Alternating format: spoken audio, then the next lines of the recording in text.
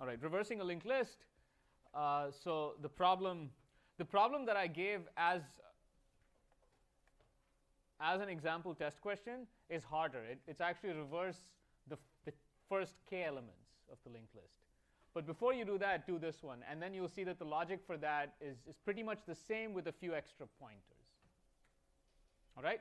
OK, so this is your linked list. This is the output that you want. So instead of thinking recursively, let's think iteratively. All right? So if you just think of the logic, by the way, I might make mistakes when I write code for this because I don't have any notes on this. So we'll see how it goes. So what's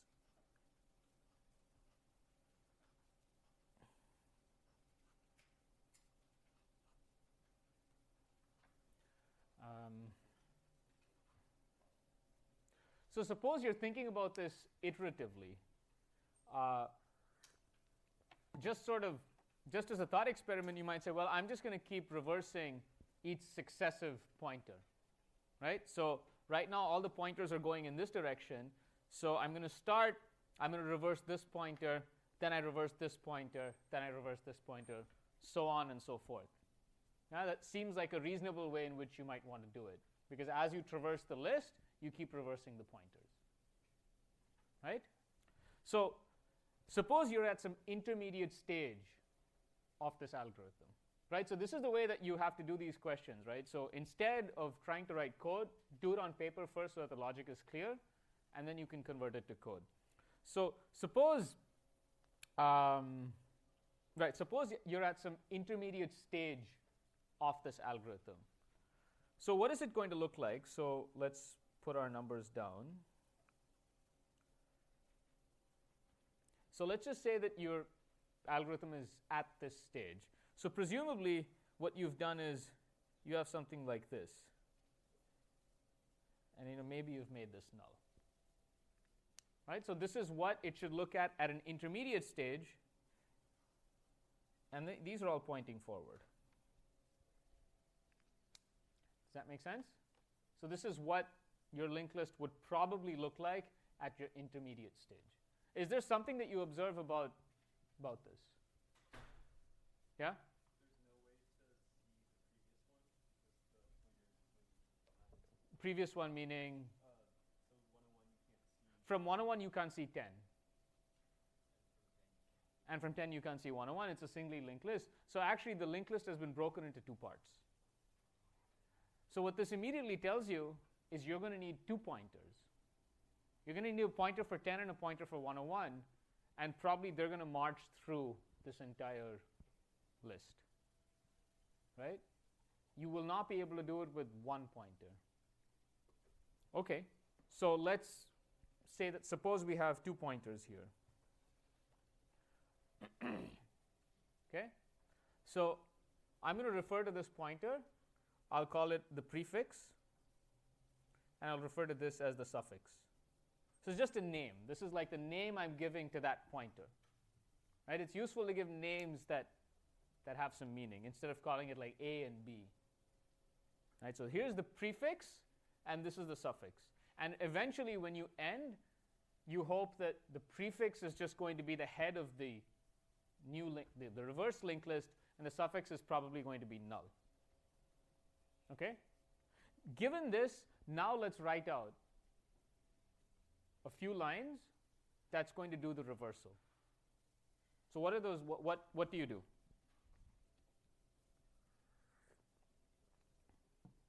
What's the first thing that you probably want to do? Yeah?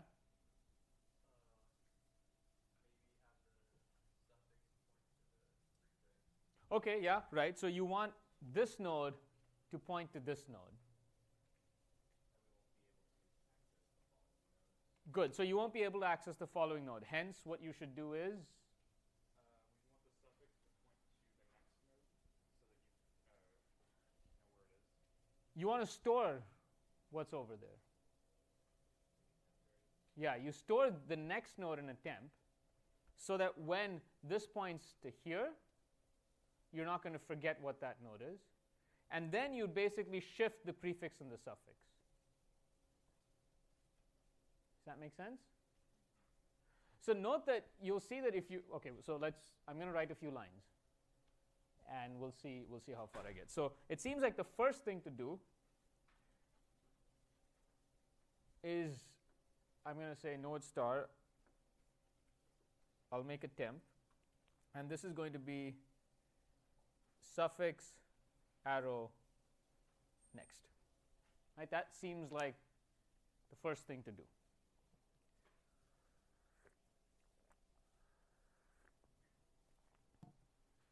Okay? Everyone, so far so good? Right. The next line, no, I don't. Now it seems like we could, now that we have, so this is, so temp is pointing to that, right? Okay. Yes. Go ahead and shout out what the next line is. Suffix arrow next, yeah, so I've run out of ink. So as I said, you'll see more pens as this course progresses. Suffix arrow next is equal to prefix. Right? So now what's going to happen is that get rid of this pointer, and this points over there. Right? So now it looks like, maybe let me just put a number here, 8. Okay? So it seems like the picture has shifted, right? Because now our list is broken into 2 lists, and we seem to have like the right suffix and prefix and whatnot. So next line, okay, I'm going to give you 3 options and so that you can all wake up. Okay, so what is this line going to be? Is it going to be suffix equal to prefix, prefix equal to suffix, or is it going to be prefix arrow next is equal to the suffix? Okay, so I'll give you a couple of minutes just to ponder and think about what the answer is going to be before I explain. So what, and you can talk amongst yourselves if you need.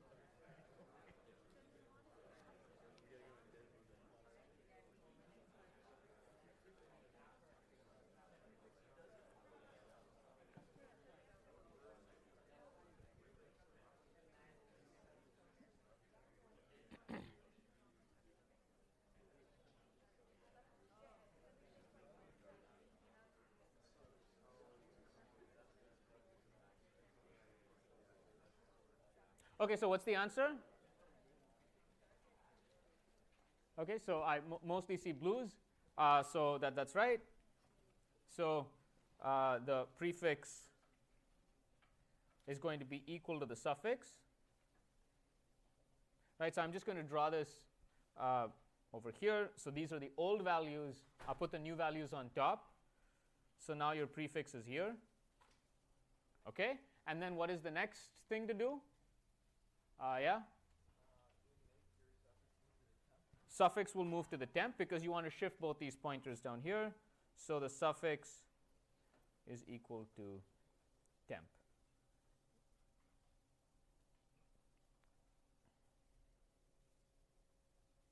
And now it seems like we can forget about what happened here and we can repeat this loop. Right? So the 2 pointers will keep marching down and eventually you'll reverse all the pointers. So now there are two important things we need to consider here. First is we have to make sure that the head is a special case, because you have to set that pointer to be null. And then the second thing we need to figure out, which is actually there are three things. So first thing is we have to fix the head pointer, or the old head. The second thing is we have to figure out when this loop is going to terminate. And finally, we need to make sure that the head is going to point to the end. Right? And you'll see that the second and third are related, because when something terminates, you'll see that the prefix pointer is going to be pointing to the very end, and then you can reset the head. So I'll write down some of the logic, but does this make sense? So this is sort of the way that you have to approach these problems, right? Do not try to sort of directly code. First, try to think about, okay, so it's some iterative process. What does it look like in the middle of my iteration? How do I move from there to the next iteration? Write that down. Then you can write like the loop and everything around it. If you try to start with the loop, it's really hard to make sense of. So someone had their hand up. Yes? So at this point, is the head pointing to like 42 still? Good question. So at this point, if we were to simply iterate over this, the head is still pointing to 42, right? So the head would still be here. Shall I continue and write through the whole logic? Yes? No? Raise your hand if you would like me to continue and explain the rest of the logic. It's okay. Raise your hand. It's fine. Like, you know. And how many of you are okay with us continuing? Okay, so it's about 50-50. So let me explain the logic then. Okay.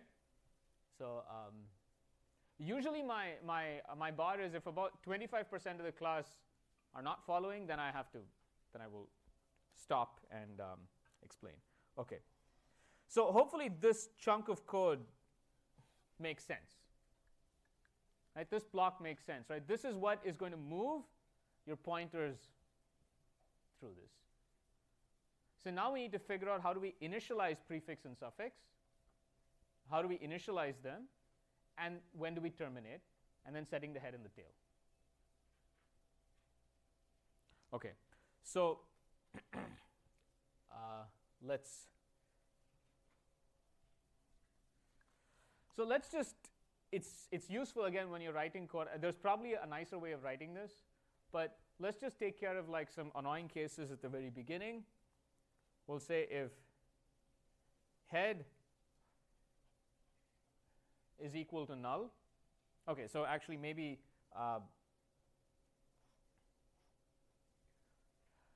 the function right now that I have is a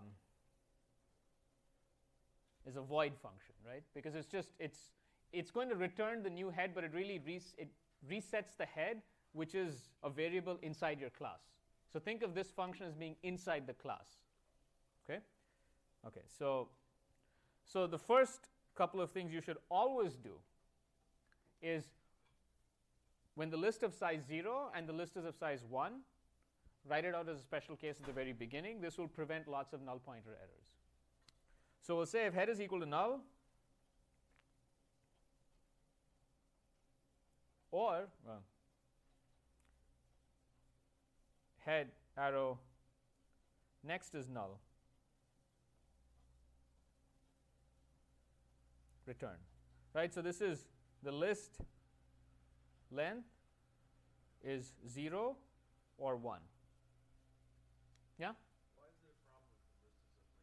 If it's a recursive process, you would do I mean, again, I'm not sure I'm writing this code as we speak. It is possible that you don't need the second condition. It's possible that my code is going to work without the second condition, but just, I don't know, for me, like just thinking about the logic, it's useful to just take care of those cases. I think you're right probably that whatever logic we have over here will deal with the case in the list of length 1. Okay. This is just to ensure that both these pointers are going to be non-null. Right? Okay, good. So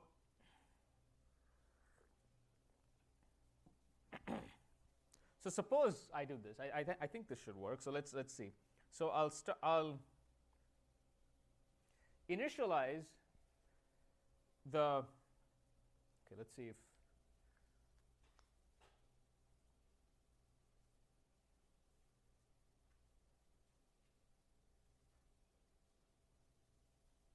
Okay, let's do this. All right. So I'll say initially the suffix is going to be head arrow next, and the prefix is the head, and then I'll set head arrow next is equal to null. So now I've set things up so that here's the head.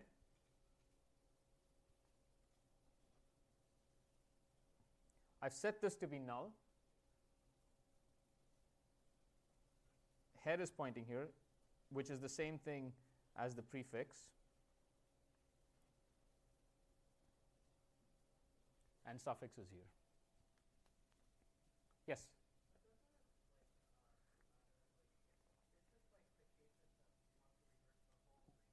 Yes. The first k. I am not solving the first k here. I'm just reversing the entire thing. You'll see that to reverse the first k, you have to do a little bit more work. But you'll see that if you run this loop k for k times, you'll end up with two lists, right? Which is, you'll end up with the prefix which has been reversed and the suffix as is. So then all you have to do is just link it up. Yeah? I was just going to ask, could we set the prefix to null and the suffix to head and just let the logic we already wrote and swap it around and generate? You have to be a little careful. If yes, but then the head is a special case because you have to make head arrow next to be null. You have to make this pointer null. Well, if you make the prefix null and then the code will link the prefix to the suffix in reverse order, won't that make it null? If you make prefix equal to null and suffix equal to head, and you do this,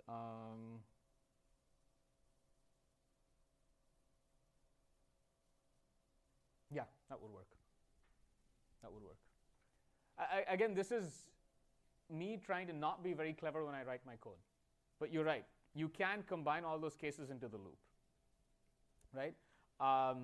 And again, I'm not saying that this is the way you should solve it. It is likely that whatever you said, I think it will work. It's just that by doing this, if there's any error, usually I can catch it by printing out messages when things like this happen. But you're right. I think this will work. Okay, so yeah, I think that will also take care of this case. Yes. Good. Yes. How would we point the new head to the beginning of the list? It seems like as we traverse the list, we're going to lose the first node. You don't need this node anymore because the head is going to have to go to the end. Oh, but the new head, so like the one at the end. Okay, you'll see. I think it should be clear when I finish that you can get that information. Okay, so far so good. So the picture looks like this. Right? Now I can basically set up a while loop with my prefix and suffix marching through these things. Yes? So we're setting head next equal to null because we don't need that head. No, because essentially when you finally reverse the entire list, this pointer has to be null. By the way, one of the reasons why I also write code this way is that pedagogically it's much better because the cases are clearer. Right? Because there is something special about what's happening with the head, which I want to point out. Okay, so clear? So far so good? All right, so now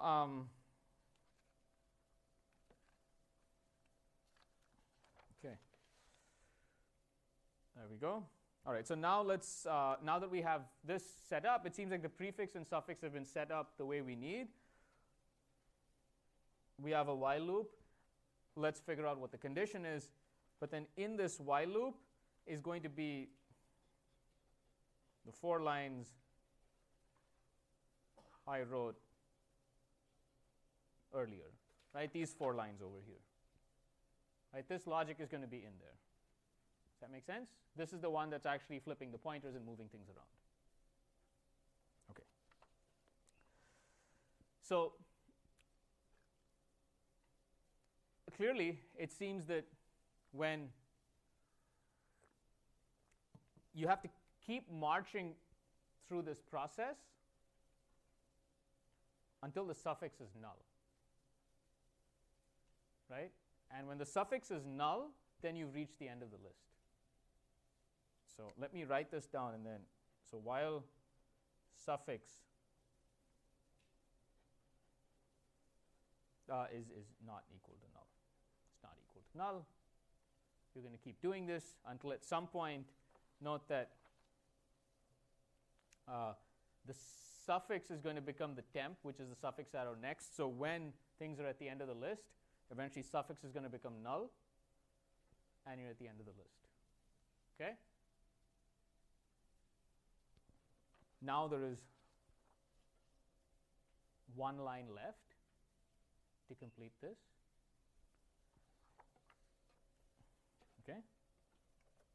Let me. Does everybody understand what I mean by the 4 lines I wrote earlier? Like, it's just that I don't want to rewrite that code. Okay? Now we have one line left. Again, I'm going to ask you what the line is. Right? So, what is the line? Head is equal to prefix. Head is equal to suffix,